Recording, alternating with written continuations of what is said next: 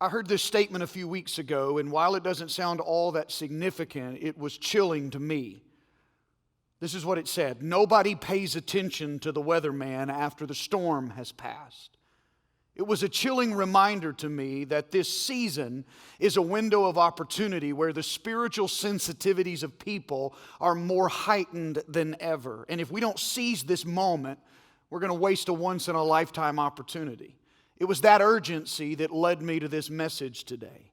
And I want to make a deal with you. It's a promise of sorts that there's no way you listen to this entire conversation all the way through with an open heart and not experience some level of deep spiritual change. That's a promise and somewhat of a dare. So hang with me. As a communicator, there are a lot of different ways that I can arrange information. But today I'm going to present in what is known as the problem-solution format. I want to spend a significant amount of time diving into the problem so that we all understand it. But I don't want to just leave you with the problem. I want to show you a gospel-centered solution to the problem. So hang with me. I'm not really sure, when this is all said and done, what historians are going to label this season that we're living through. There's a period of history in the collapse of the 1930s when the economy fell apart. We call that the Great Depression. The economic downturn that started in 2008 has been called the Great Recession. I'm hearing some label this COVID-19 pandemic and all of the accompanying fallout that came with it the Great Pause. Again, I'm not sure what it will wind up being called when it's all said and done. But for now, the Great Pause is an accurate description of this moment. This virus has brought the world to a standstill. And in doing so, we've seen the best and the worst of humanity. There have been these incredible stories of selflessness, sacrifice, and service, like the priest in Italy who gave his ventilator to a younger patient, which eventually cost the priest his life, or the medical professionals and first responders who are putting their lives on the line just by getting up and going to work every day. But we've also seen the uglier side of humanity, whether it's the fights breaking out in store aisles over a few rolls of toilet paper, or racially motivated violence against Asian Americans as if they were somehow responsible for this virus. Crisis always exposes the good, the bad, and the ugly of the human race. Crisis strips away our securities and our identities that we cling to, and in the process, it exposes us for who we really are. But this virus is not only exposing us, it's exposing the frailties of the idols we worship. And that's the silver lining to this whole thing. When the normal routines of our lives evaporated, so did a lot of the idols that we run to for refuge. There are no sports, no theaters, no concerts. Hollywood is basically on lockdown. The net worth of a lot of people shrunk dramatically. There's no buffet binging and no bellying up to a bar. And even those who find solace in the idol of their careers have felt a pause of epic proportions. This disruption of the great pause should be the greatest moment in any of our lives to hear the voice of God and have our spiritual affections set on fire.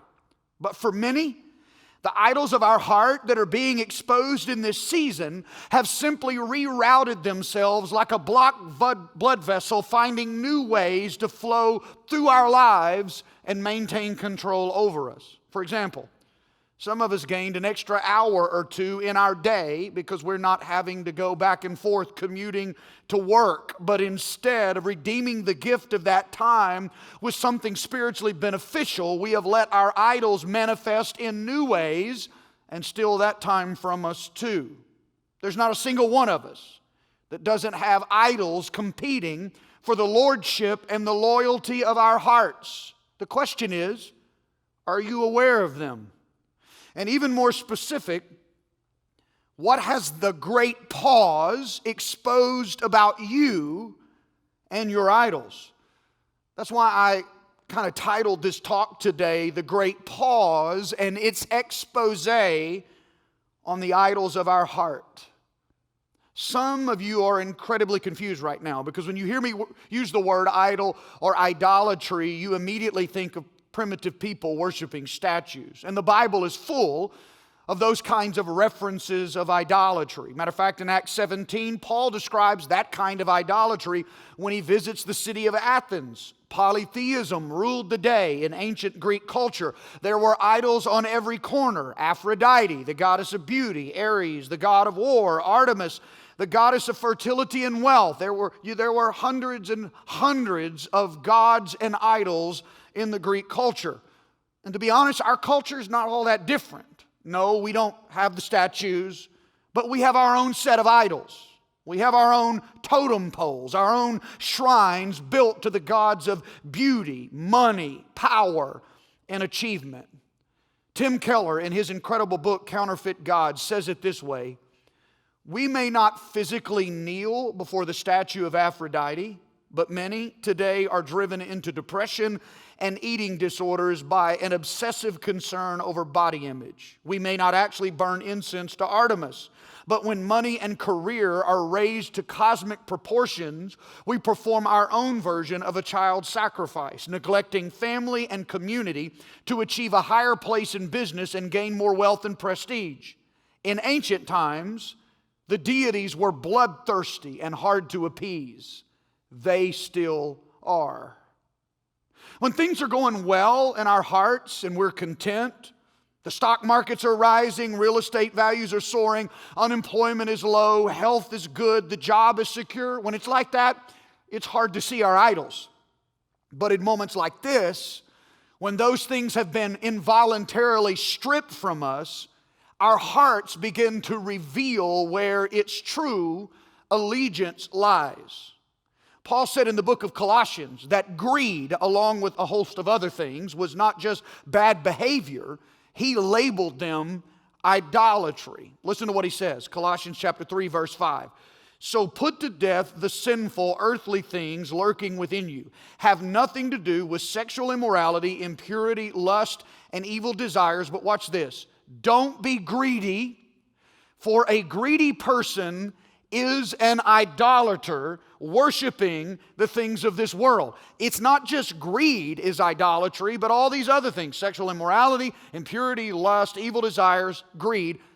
So all of those are worshiping the things of this world, and Paul calls them idolatry. So Paul is saying and warning that money, along with many other things, can take on divine attributes, and our relationship to those things can start looking a lot like worship. Now listen to what the psalmist has to say about what happens to us when our relationship with our idols starts looking like worship. Psalm 115, verse 4. Their idols are merely things of silver and gold, shaped by human hands. They have mouths but cannot speak, eyes but cannot see. They have ears but cannot hear, and noses but cannot smell. They have hands but cannot feel, feet but cannot walk, throats but cannot make a sound. Now notice this. This is the most important element. Verse 8. And those who make idols are just like them, as are all who trust in them. So everybody who makes an idol and everybody who trusts in an idol becomes just like the idols that they worship. Now this is profound. You got to catch that. Those who worship idols become just like their idols. Those statues are blind and mute, deaf. They are not alive. And the psalmist says those who worship them become like them, becoming spiritually dead, spiritually blind, spiritually mute, and spiritually deaf. Here's what Psalm 115 is really saying. You become what you worship. If you don't like what you're becoming, change what you're worshiping. N.T. Wright, one of the most recognized theologians of modern time, made an incredible statement in his book, Simply Christian. And this is a very deep and lengthy statement, but I think it's so profound to what I'm about to say, I just want you to engage it for a moment. Here's what N.T. Wright says. This brings us to the first of two golden rules at the heart of spirituality. You become what you worship. When you gaze in awe, admiration, and wonder at something or someone, you begin to take on something of the character of the object you worship.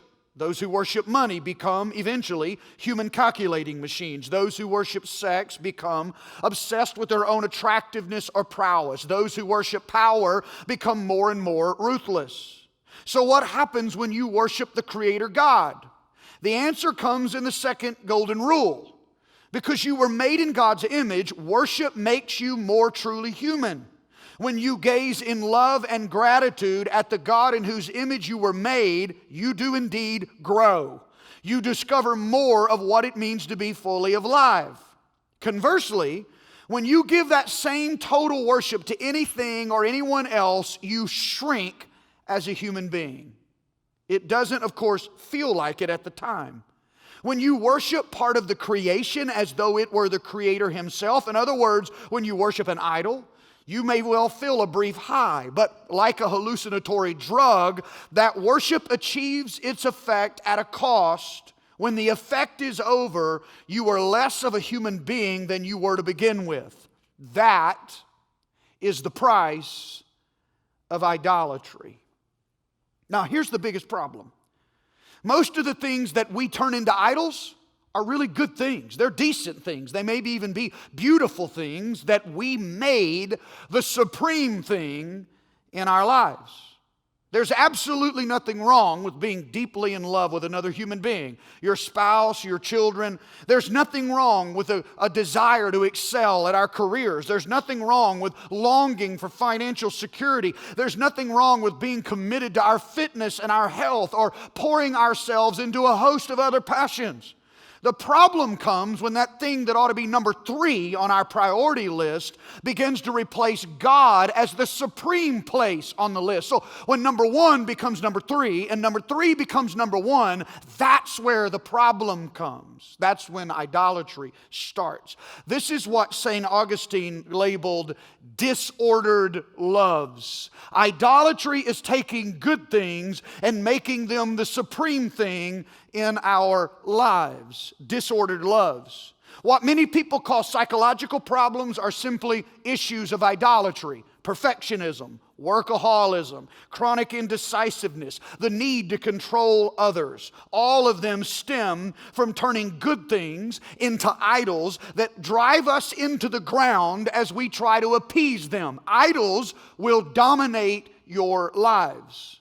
The real problem with the idols is that they will not just destroy us, but when we start putting God-sized expectations on people and relationships and careers, we end up destroying them when we try to make them supreme in our lives. So what is a modern-day idol of the heart? Anything more important to you than God. Anything that consumes your heart and imagination more than God. Anything that you seek to give you what only God can give you. Here's how Tim Keller describes our idols. Anything so central and essential to your life that should you lose it, your life would feel hardly worth living. An idol has such a controlling position in your heart that you could spend most of your passion and energy, your emotional and financial resources on it without a second thought.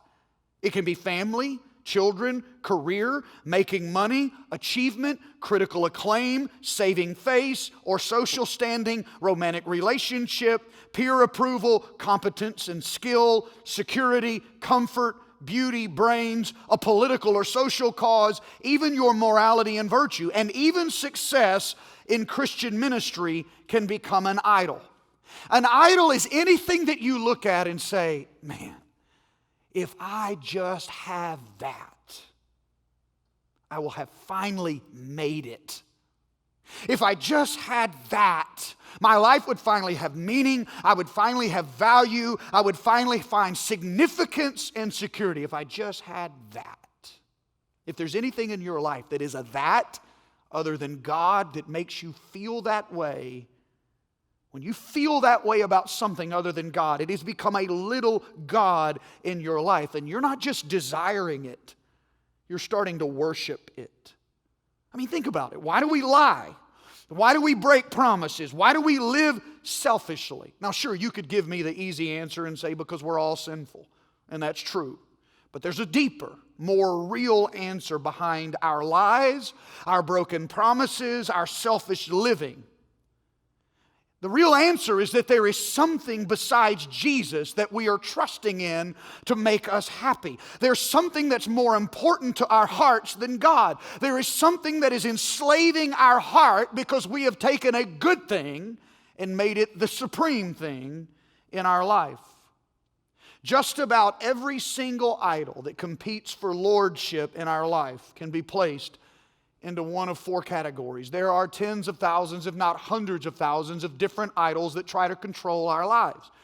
But they all find their root. They can all be traced back to four different categories. And here's those four categories. Every idol in some way is going to be one of these kinds of idols. An idol of comfort, an idol of approval, an idol of control, or an idol of power. Now here's what I want to do. I'm just going to take a moment.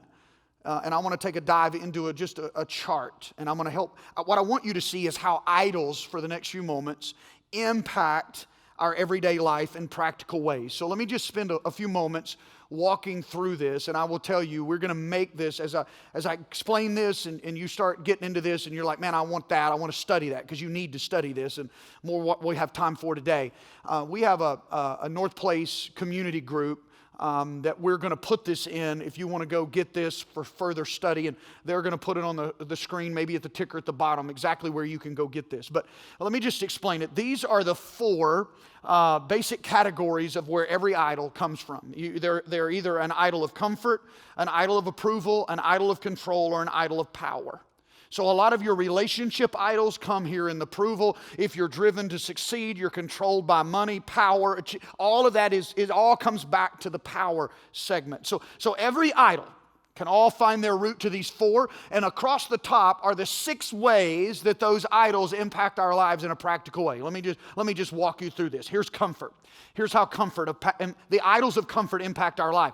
Why it goes unrecognized, how it looks in everyday life. So somebody controlled by the idol of comfort, the reason they can lie to themselves or kind of shroud that idol in their life is because they just look like they're lazy and or laid back and easygoing people. But the price that people that are controlled by the idol of comfort, the price they pay is a lack of productivity. The worst nightmare of someone controlled by the idol of comfort is when there is new stress and demands that are placed upon their life. That's when these people start coming unraveled. The biggest emotional problem for those controlled by the idols of comfort is boredom. They work so hard to avoid the stress and the demands that they wind up getting what they want and they find themselves bored. Here's how other people feel. When you're around somebody that is controlled by an idol of comfort, you wind up feeling hurt and neglected because they wind up pushing you aside to avoid stress and demands. And in every idol that is in our life, every idol is trying to be some counterfeit of what the gospel promises us, of what Jesus promises us. So with the idols of comfort, what gospel reality are they trying to counterfeit? Peace in Christ. Because there is something God wants to give you that is a promise to you in the gospel, that is available to you in Christ, that is only from Christ, a peace that He can give you, that the idols of comfort are trying to provide a counterfeit of that reality. All right? And that's we're finding something that only, and they won't last. We're going to put our weight on all these kinds of things and realize the only thing that's ever going to last that these idols are trying to satisfy is the true peace in Christ. Now, here's the second grouping of idols, approval. Why it goes unrecognized. How does it actually look in our life? The idols of approval hide because someone that are governed or controlled by idols of approval, they come across as very friendly and very likable. But the price, if you're being controlled by idols of approval, the price you pay is you give up your independence. You live a less independent life because you're spending your whole life trying to strive for somebody's approval. There's probably a person or a set of people that you've given up your own independence because you want to be wanted by them. And that God of approval is controlling you and you've surrendered your independence because of it. What is the worst nightmare of somebody that is being controlled by idols of approval? It's rejection.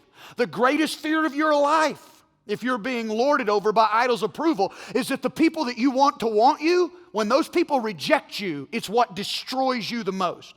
And the biggest emotional problem for somebody controlled by idols of approval is cowardice. Because you become so afraid to be yourself and to stand up for yourself because you're afraid if you do, you will no longer be approved or accepted by these people. You've made them kind of the God in your life. It's really not them. It's your need for approval. And you become a coward in the process because you're afraid you're going to alienate people. Others that are around people that are controlled by approval, other people around you, if that's you, they feel smothered. Because you don't want distance, and you're afraid if they don't text you right back or they don't call you right back, they don't like you. And so you wind up smothering those people because you're controlled by idols of approval. So there is a gospel reality that the idols of approval are trying to counterfeit. And ultimately, it's God's love. There is an approval, an acceptance, and a security in the love of God that none of these idols of approval will ever meet. Nobody will ever meet in your life. And if you can get solidly embraced in this, it will eradicate the need for all of these idols of approval. Now, here are idols of control. Again, there are thousands and thousands of idols, but they all come back to either comfort, approval. Talk about the idols of control. Why it goes unrecognized and how it looks in our life.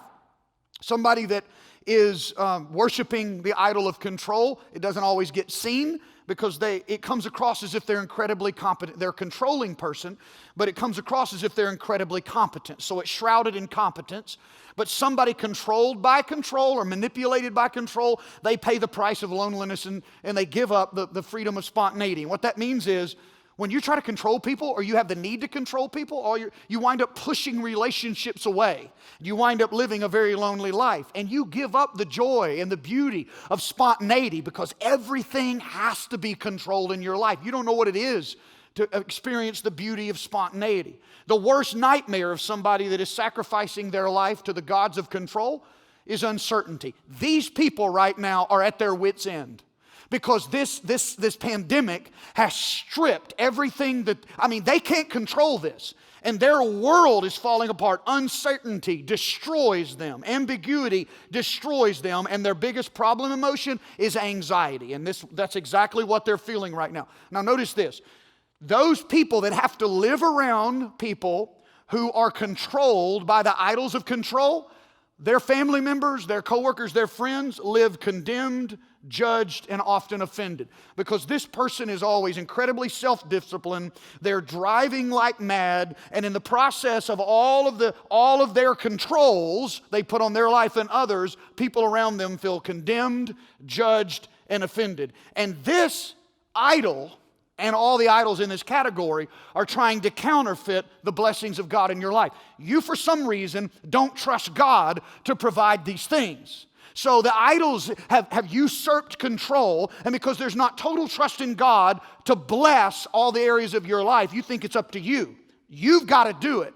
And it winds up leaving you empty, and you wind up crushing the people in your life when there's already something promised to you in the gospel that can satisfy everything these idols will never be able to deliver for you. And finally, power. The idols of power. Here's why it goes unrecognized. Because somebody controlled by the idol of power, they're driven to success, achievement, acclaim. These people come across as incredibly confident. So they label themselves, I'm just confident, or people around them say they don't see this stuff as an idol. It's just labeled as confidence. Here's the price they pay. They wind up carrying burdens that they were not meant to bear, and they have this incredible responsibility on their shoulders as if the world is going to collapse if they're not involved. And then the worst nightmare for somebody controlled by idols of power, humiliation. They're worried about the dark side of them coming out, everybody knowing that. Their reputation is their God. And so the greatest fear in their life, their worst nightmare is humiliation. And their biggest emotional problem is anger. If anything, somebody controlled by the idols of power threatens their power or their confidence or to humiliate them, their immediate response is anger. And other people that live and work around this person feel used, manipulated, handled. And there is a gospel reality that this idol is trying to counterfeit, and that's the righteousness of Christ. There is something that Christ can give you that can fill the human void that idols of power are trying to fill that never can. A righteousness and a right standing and a spiritual power through the righteousness of Christ that can never be manufactured by man. Now, this great pause has been an incredible opportunity for deep spiritual awakening because discomfort is always an opportunity for an awakening. This season is exposing our idols and making us aware of them. But awareness isn't enough. Awareness is a beginning, but it's just the beginning. The only way to free ourselves from the destructive influence of our idols is to turn back to a living God, the only one who can bear the full weight of what our heart truly longs for. The idols of power and comfort and approval and control are making us a lot of promises that they will never be able to deliver on. So whatever is on the inside of us that is attracting us to that idol, it can only find its fulfillment in Him. As the idols of our heart are being exposed during the great pause, we have a choice. We can ignore what God is doing in us right now and keep sacrificing our lives, our joy, our freedom to the shrine of whatever idol controls us. Or we can take this season as a gift from God and use this moment to slay the idols of our heart. But how do you do that? How do you slay the idols of your heart? In the beginning, I told you that I wanted to take a dive into the problem, but I didn't want to leave you with the problem. I wanted to give you a solution. This is where the solution comes in. I want to leave you today with 3 simple but profound practices that will uproot the idols of your heart. Number 1, surrender. Number 2, generosity. And number 3, mission. Every time you practice one of these 3 disciplines, a part of your sinful self dies. You're putting to death the sinful nature. Every time you surrender more fully to Christ, every time you walk out in an act of generosity, every time you step out in the mission of God into the world, you're killing the sinful nature. You're defying the sinful nature. You're uprooting the idols of your heart, and you're making more space for Christ to reign over you. It's what John the Baptist said in John 3:30, I must decrease so that Christ may increase. Every time you surrender more deeply, every time an act of generosity, whether it's a kind word out of your mouth, an act of service, sacrificial giving, every time you set out and take risk to fulfill the mission of God in the world, idols start losing their grip on your heart. It's like you're starving your idol and feeding your spirit. So I want to ask you several pointed questions today that are going to stir some deep thought in each of these 3 areas: surrender, generosity, and mission. And I'm going to give you all this stuff, all right? I'm going to tell you exactly where to go to get all this stuff. So don't panic right now trying to take screenshots. I know some of you to do that. Write all this down. Right now, I want you to just stay with me. Before I'm done, I'm going to tell you where to go get all this stuff. Well, everything I'm about to say, you're going to be able to go right to it and get it. So I just want you to listen, let it soak in for a moment, think deeply about it with me as we go through it. I want to just ask you 5 questions about each of these 3 areas: surrender, generosity, and mission. Let's start with surrender. I want you to think about it. This will help you kind of start evaluating your surrender, okay? What's in control of your life? If you could give up one thing, what would it be? And why? What role is prayer playing in your life? Like right now, what role is prayer playing in your life? When have you been most spiritually focused this week? What have you learned from the Bible this week? And if these questions make you say, I haven't been praying, I haven't been in the Word, then you're not in the place you need to be to uproot idols through surrender. So these questions, and there are more where this came from around surrender, that start exposing the idols of your heart. And the more surrendered you become, the more you start prying the fingers off of the idols that have a grip around your heart. Now here's a prayer or a statement from St. Augustine about surrender. And I want you to notice this. I'm going to explain this in a minute. With every one of these 3 things, there's a different posture that we're going to talk about in just a moment. But here's St. Augustine's statement. Do not be afraid to throw yourself on the Lord. This is about surrender. Don't be afraid to surrender. He will not draw back and let you fall. Put your worries aside and throw yourself on Him. He will welcome you and heal you. It's a promise of what God will do to you when you fully put your weight on Him. He's not going to move and let you fall. You can trust Him. You can surrender. And then generosity. Let me ask you 5 questions about generosity. Notice the posture. I'll talk to you a little bit more about that in a minute. Who has benefited from your generosity this week? Has anyone been generous to you in the last week in resources, in words? They spoke some kind words to you or over you or about you, or in actions. Have you been the recipient of generosity? Have you found yourself coveting anything recently? Coveting is a biblical term for you wanting what somebody else has. Maybe their stimulus check was bigger than yours, or something's going on in their life that you want. That's coveting. And if it is, that's a confirmation of some idol trying to control your life. Have you recently missed an opportunity to be generous?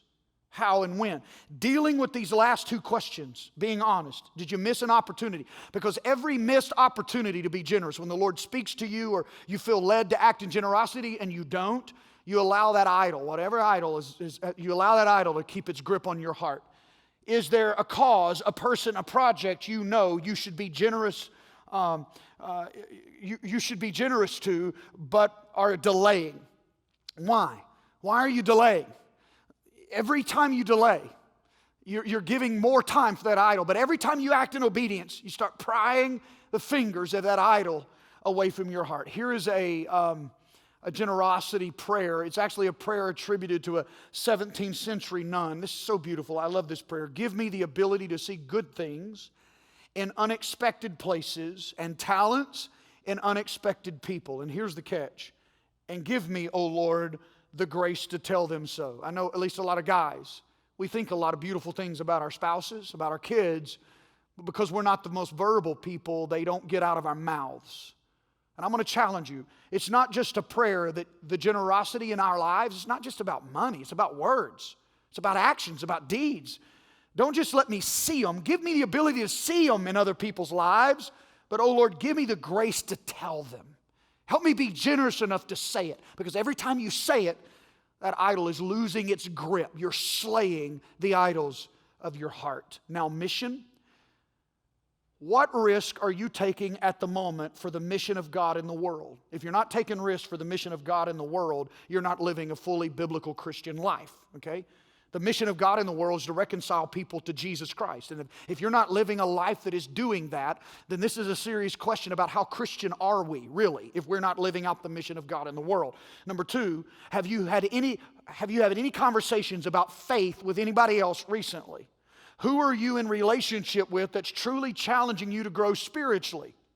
What miracles are you praying for? Because if you're not praying for miracles, is it because you don't have a prayer life? Is it because you've doubted the ability of God to act? Because biblical Christians are constantly praying for God to miraculously work in our world. Where is God at work in and around you? Because if you don't see it, it's because you're not looking for it, because God is actively involved in His mission. He's involved in His mission. Are you? And notice the posture. I want to teach you the posture. And why there's a posture with each one of these.